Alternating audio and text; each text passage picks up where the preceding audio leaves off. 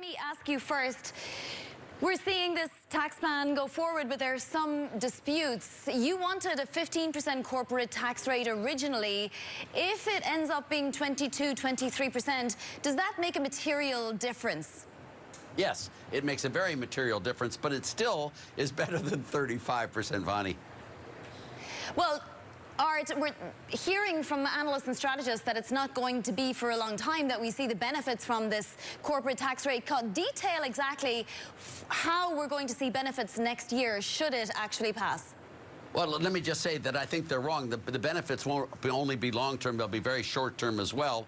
If we get the rate reduction right away on January 1st, 2018, which I am hoping for, that they don't postpone it, we will see less tax evasion, we'll see less tax sheltering, we'll see companies moving back to the U.S., and we'll see a real economic growth, and we will see very, very material benefits right away, including what I believe a lot of this stock market appreciation is due to the prospects of tax rate reductions on corporations. And I think it's really a big plus for the world and the U.S. Yeah, I mean, you say that, but what's your proof for suggesting that, say, you know, some of the multinationals will move out of Ireland or Scandinavia? They're set up there already. Why should they move back? You know, maybe new investments, yes, but what's your proof that companies will actually move or domicile somewhere else? Well, let me just say that, you know, the incentives for moving out of the U.S. will be greatly reduced, and that by itself would be a material improvement in the U.S. economy. If, perchance, some of those companies find it more attractive to come back because U.S. tax rates are much lower, which is, they left us because they were so high. If they come back, that'll be a double whammy. It'll be a ice cream on top of the ice cream, and it'll be a great benefit to the U.S. But it's not just that, Vonnie.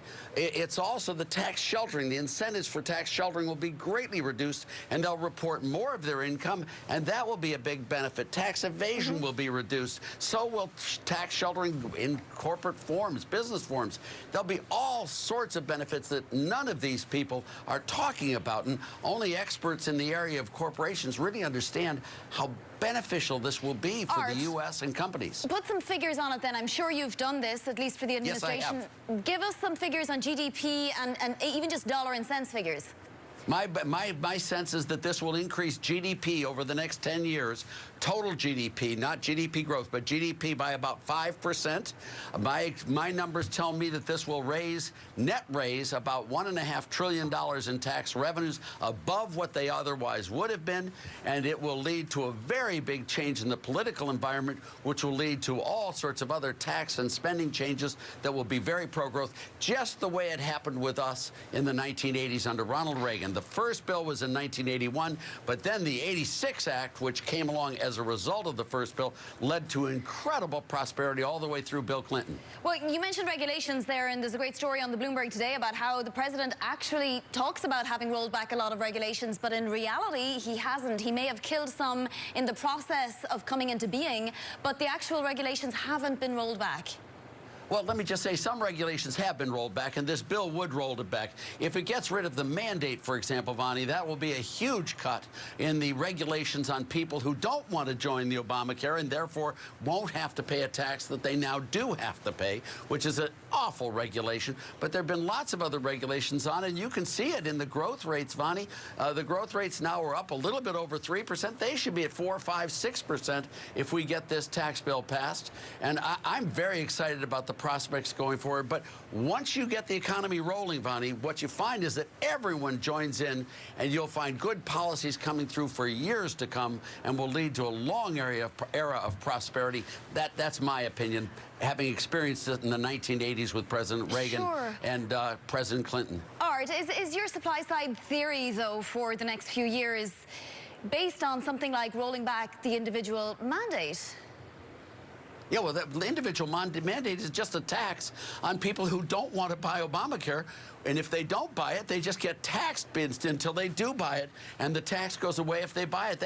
They don't want it. They don't think it's right for them, but they don't want to pay the tax either, so they buy it. and that's not a good policy for anyone. It's not good for growth or the country. All right, well, I want to move on to the individual tax rates. There's still some disagreement between the Senate and the House, but, you know, aside from all of that, the two George W. Bush tax cuts that we saw, they almost went unnoticed, and I'm wondering why we should believe that it will be different this time. You keep mentioning the Reagan tax cuts, and I see you're ready for this question because you're smiling. Yeah, I am smiling. I'm sorry to be smiling. This is a serious issue, and it's not a smiley day today. But the comments there about the Bush tax cuts were very, very weak and little, and Bush spending increases were enormous. I don't consider George W. Bush a very good president. I consider him much in the same boat with Barack Obama. It was bipartisan ignorance on both of their parts. They increased spending dramatically, and of course the economy didn't perform well when you have the fundamental bill of taxation, which is government spending. Well, you know, our analysis suggests that those that make between $40,000 and $100,000 will see around about the same relief. That's really quite little. Well, yeah, but I'm hoping they have their taxes increased dramatically, Vonnie, because they will make so much more income. And I'm hoping the poor who currently don't have jobs will pay more in taxes because they'll get jobs and they'll have some income. I'm hoping those who earn the median income today will have much higher incomes going forward, and that this will lead to increased taxes by cutting tax rates. And I believe that is exactly what will happen, and I believe that is exactly what the data show, is that historical data from which we can infer the future.